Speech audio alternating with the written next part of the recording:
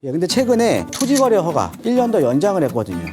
전체적으로 규제 완화가 되고 있는데 얘는 계속적으로 지금 규제를 하고 있죠. 근데 그 이유를 저는 가만히 한번 제가 생각을 해보니까 지금 시장의 회복 속도가요, 정부의 기대치보다 더 빠르지 않나. 자, 근데 이렇게 집값이 반등한 이유가 있습니다.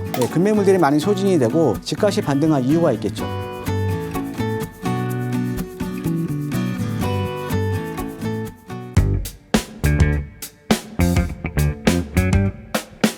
최근에도 이제 기준금리가 동결이 되면서 지금 바닥에서 지금 탈출하고 있는 구간이냐, 다시 또 나락으로 떨어지냐. 오늘은 이제 그런 내용을 한번 이제 준비를 해봤습니다. 자, 최근에 보면 아파트 거래량 많이 늘어났죠. 또 부동산 전체적인 거래량도 많이 회복이 됐습니다. 먼저 한번 데이터를 한번 볼게요.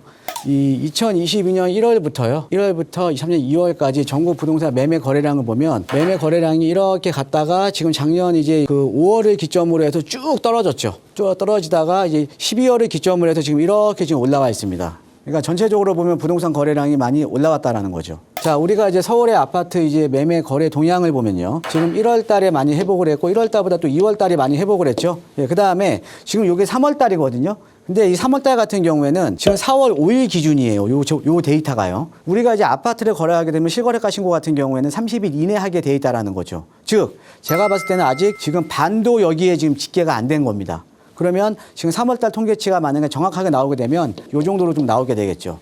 그러니까 지금 아파트 거래량도 지금 계속적으로 지금 늘어나고 있다라고 좀 보시면 될 것 같고요. 주식도 마찬가지고요. 부동산도 마찬가지입니다. 거래량이 있어야겠죠. 이제 가격이 오르려면. 그래서 제가 이제 거래량을 지금 이제 보여드리는 거고요. 자, 한번 지역적으로 한번 볼게요. 서울에 그동안 낙폭이 컸었던 지역에 한번 실거래가 신고를 한번 제가 캡처를 좀 했습니다. 자, 보면 지금 이제 고덕동의 이제 그라시움 같은 경우가 25평형대가요. 얘가 최고점이 15억 3천까지 거래가 됐거든요. 그러던 게요. 작년 12월 달에 9억 3천까지 거래가 됐습니다. 무려 최고점 대비 6억 떨어진 거죠. 어마어마하게 떨어졌죠. 근데 이제 작년 12월 이후로 지금 최근에 거래되고 있는 게 뭐 12억에서 11억 5천. 라는 거의 평균 가격이 한 12억 선 사이에 지금 거래가 되고 있거든요. 사실은 여러분들 지금 시장을 보면 아까 제가 데이터도 보여드렸지만 지금 현재의 데이터는 한 달 전에, 그러니까 과거의 결과물이라는 거죠.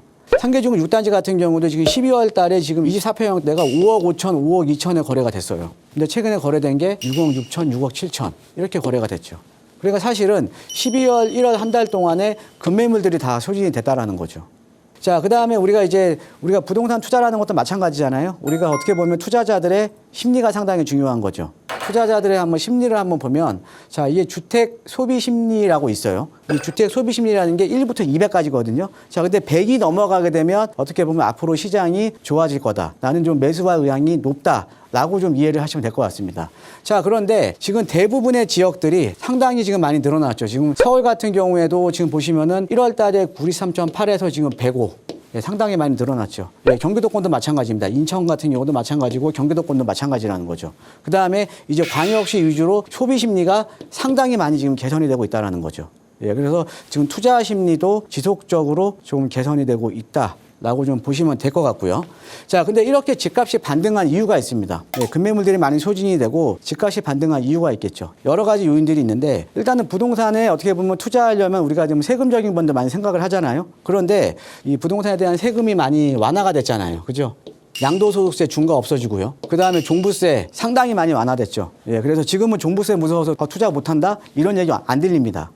그 다음에 취득세도 이제 조만간 또 완화가 되겠죠. 그래서 또 서울이 또 대부분의 지역들이 또 규제 지역으로 해제가 되면서 2주택까지는 지금 중과가 안 되잖아요. 그 다음에 대출 같은 경우에도 지금 다주택자에 대한 대출 규제가 다 풀려버렸죠. 그 다음에 우리가 뭐 아파트 청약했을 때 뭐 이제 금액 대비해서 예전은 뭐 중도금 대출도 안 나오고 이런 게 있었는데 이런 금액 조항도 다 없어져 버렸죠. 그렇죠? 그래서 대출도 지금 다 풀렸고요.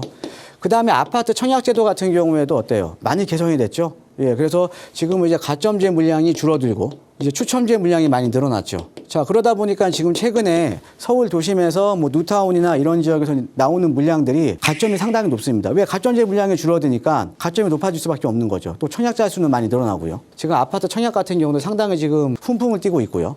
자, 그 다음에 이제 도시미 주거환경 정비법, 그러니까 도정법이라던가 아니면 현재 지금 이제 소액으로 투자하시려는 분들, 뭐 신속이라던가 모아라던가 이런 지역을 계속적으로 지금 정비구역 지정을 지금 확대를 하다 보니까 투자자들이 또 많이 늘어나고 있죠. 그렇죠?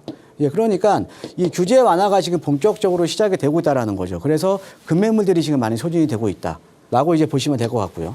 자, 그다음에 또 하나가 우리가 가장 중요한 게 금리입니다. 사실은 이 서울의 주택 시장이 그동안 낙폭이 컸었던 지역들이 지금 반등을 할 수 있었던 가장 큰 요인 중에 하나가 바로 특례 보금자리론입니다.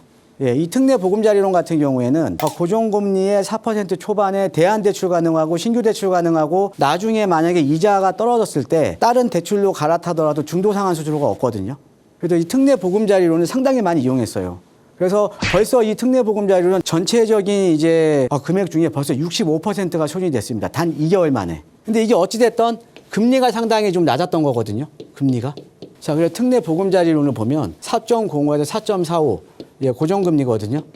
자, 근데 최근에 기준금리가 동결이 되면서 시장에 5대 은행들 있죠. 5대 은행들 금리가요. 지금 특례 보금자리론보다 더 낮은 데도 있어요. 이렇게. 네, 그러니까는 지금 금리가 사실은 어떻게 보면 시장에서 가장 악재였는데 이제 금리는 더 이상 악재가 아니라는 거죠. 자, 그래서 금리는 이제 어찌됐든 지금 정점을 찍은 거죠. 여러분들 다 지금 그렇게 좀 다 이해를 하고 계시잖아요. 지금 금리는 이제 정점을 찍고 이제 앞으로는 이제 하락할 일만 남아 있다. 그 다음에 규제 완화는 지금 지속적으로 되고 있죠. 예, 근데 최근에 토지거래 허가, 뭐 이제 목동 신시가지라던가 압구정이라던가 아니면 이제 성수 전략정비구역 이런 데가 이제 토지거래 허가구역으로 이제 지정이 돼 있거든요. 근데 저도요, 이번에 요 지역들이 좀 풀릴 줄 알았어요. 예, 그런데 이번에 서울시에서 이거를 1년 더 연장을 했거든요.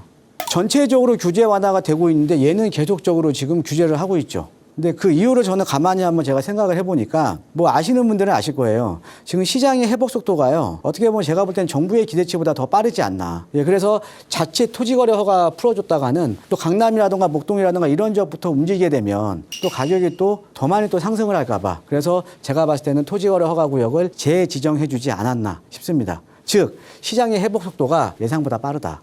자, 그 다음에 주택에 대한 소비 심리 아까 제가 보여드렸죠. 지속적으로 좀 개선이 되고 있고요. 자, 그 다음에 하나의 이제 어떻게 보면 시장의 악재가 전세가율입니다. 매매가는 어떻게 보면은 미래 가치에 대한 가격이고요. 그 다음에 전세가는 현재 사용을 하고 있는 지금 현재 사용 가치에 대한 가격이거든요. 근데 현재 사용 가치가 떨어지게 되면 아무래도 미래 가치도 영향을 받게 되겠죠. 그래서 우리가 전세가율이 상당히 중요하거든요. 그러니까 매매가 대비 전세가율이 지금 많이 떨어져 있다라는 거죠. 근데 우리가 이제 금리가 지금 전세자금 대출금리도 금리가 계속 지금 떨어지고 있잖아요. 그래서 전세가도 앞으로 이제 상승할 가능성이 상당히 높다라는 거죠. 그래서 우리가 이제 투자자 입장에서는 그럼 어떻게 움직여야 되냐. 만약에 주택을 지금 매입을 생각하시는 우리가 실수요자분들 같은 경우에는요. 지금 바닥입니다. 네, 지금 바닥이에요. 지금 현재 서울 도심에 나오는 뭐 아파트 청약 물건들이 있죠. 청약 물건들이 어떻게 보면 입지가 상당히 좋은 지역에 많이 나와요. 강남권도 많이 나올 거고요. 그래서 아파트 청약을 노리시거나 또 이제 추천제 물량이 많이 늘어났으니까 가점이 안 되시더라도 일단은 좀 가능성은 있다라는 거죠. 그래서 아파트 청약을 노리시거나 이제 지역별로 급매물 같은 거를 좀 이제 관심을 가지셔야 될 것 같고요. 그 다음에 갈아타기를 생각하고 계시는 분들 조금 더 있으면 늦습니다. 그러니까 갈아타기 하시는 분들은요. 갈아타기는 지금 바로 갈아타셔야 돼요. 예, 갈아타기는 좀 서둘러서 하시는 게 좋을 것 같고요. 그 다음에 투자자. 차익을 보려는 이제 투자자들 같은 경우에는 부동산이라는 게 우리가 지역적인 호재, 그 다음에 정책적인 거에 따라서 많이 움직이거든요. 그래서 지역적인, 정책적인 지역으로 이제 선별해서 좀 많이 투자를 하셔야 될 것 같습니다. 그래서 현재 서울 도심에서 가장 지금 어떻게 보면 가격이 오르고 있는 시장 같은 경우가 뭐 지역적으로도 우리가 딱 정해져 있죠. 뭐 용산이라던가 한강변이라던가 뭐 이런 지역들. 자, 그 다음에 이제 우리가 정책적으로 지금 가격이 오르고 있는 지역들. 뭐 지난해 같은 경우에도 아파트 가격은 다 떨어졌지만 모아타운 지정이 되거나 모아타운에 대한 기대감이 있는 지역들 아니면 신속통합계획에 대한 기대감이 있는 지역들은 가격이 다 올라버렸죠. 이런 지역은 우리가 선별해서 좀 지금이라도 투자를 생각을 해보시는 것도 좋을 것 같습니다. 예, 그래서 정리를 해드리면 실수요자 분들 같은 경우에는 아파트 청약이라던가 급매물 지금 정말로 관심 가셔야 되고요. 예, 갈아타기는 빠르면 빠를수록 좋다. 예, 투자자 입장에서는 우리가 지역적인 거 그다음에 정책적인 내용을 살펴서 투자에 임하시면 좋을 것 같다. 이렇게 좀 정리를 해드리겠습니다. 예, 이상입니다.